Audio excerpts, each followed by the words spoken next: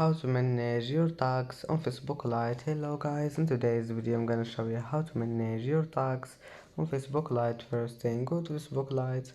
Here you will find these three lines in the top corner. Click on it, go down, click settings, and now click activity log.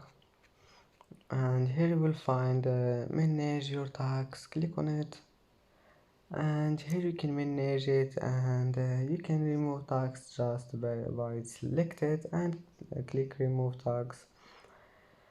And as you see, that's how to manage tags, your tags on Facebook Lite, and it's easy, of course.